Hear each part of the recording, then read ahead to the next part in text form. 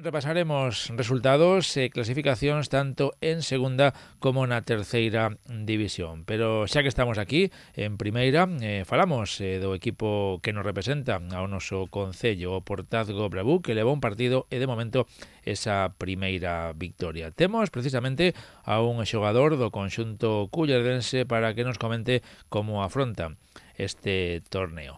Daniel Cebral, que tal? Boas tardes. Buenas tardes.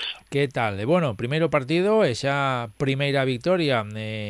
Houbo que esperar un poquiño porque na xornada inaugural tocou descansar ao ser o número de equipos impar aquí, en esta primeira división. Sí, la verdad que esperábamos algo mejor, pero bueno, 8 puntos para casa tampouco está mal, la verdad.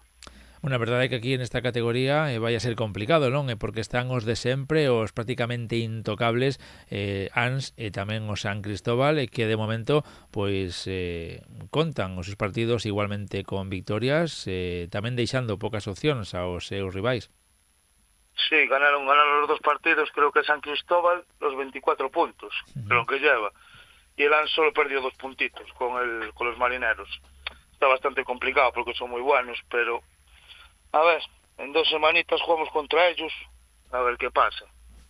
Seguramente vai a ser un dos partidos máis interesantes deste torneo cara a cara 2025. Por certo, hai que comentar, non, que ten a particularidade de que o seu formato é diferente, a forma de puntuar. Imagino que eso tamén pode dar alguna opción aos equipos teóricamente inferiores, non? Sí, depende del tirador que te toque también.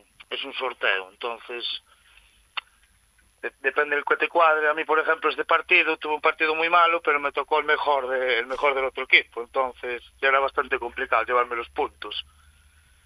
Por eso digo, non, é que eso dá opcións a equipos que en condiciones normales teñen bastante complicado gañar. Aquí sí que poden facer algún punto que outro. Sí, cualquier equipo te puede sorprender, ¿eh? Estos son partidos muy igualados, las llaves como lo cuentan, pero igualados depende del jugador, ya te digo, que te toque. E de feito estaba aquí mirando no calendario, na seguinte xornada o rival será o Santa Margarita, a priori asequible, de momento non leva puntos. Sí, a priori sí, pero es lo que te digo yo, depende de los partidos que le puedan salir. Esperamos que podamos sacar los 12 puntos, a ver si tenemos suerte e hacemos un buen partido el sábado. E sobre todo tendo en conta que ademais o Portazgo xoga en casa, haberá que facer valer ese factor cancha. Sí, eso también. Y también que este partido, José, también nos falta uno de los mejores jugadores que tenemos, que por motivos de trabajo no pudo venir. Y este sábado estaremos todos. Esperamos sacar los 12 puntos. Esperemos que así sexa. Por certo, esta participación en o torneo cara a cara é unha boa forma de ir preparando unha especie de pretemporada, non? Do que vai a ser o inicio de liga. Aínda falta, pero bueno, hai que ir collendo a forma. Sí, hay que coger forma, que este año también va a ser bastante complicado, que subieron 2 equipos que dan muchas llaves y va a estar complicado. A ver si quedamos como el año pasado, terceros, pero hay que lucharlo mucho este año. Este ano vai a ser aínda máis complicado rematar en esa terceira posición, Sí, por lo que nos comentas. Sí, va a ser complicado. Subió el Nostián y subió el Galán, que pasan de 100 llaves cada partido, entonces va a ser bastante complicado en los rivales.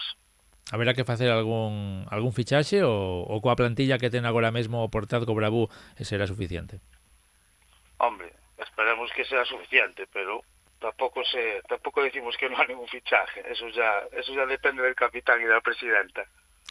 Bueno, pues a ver, de momento a facelo o mellor posible en este torneo, a ver si dependendo dos resultados se pode chegar a final, porque non, e despois xa teremos tempo máis adiante para falar do que será o campeonato de liga. Ojalá tengamos suerte y podamos llegar a esa final. Pues a ver si é así. Daniel Cebral, moitísimas gracias por atender a chamada de Radio Culleredo. Nada, ustedes. Un saúdo. Hasta luego. Hasta luego.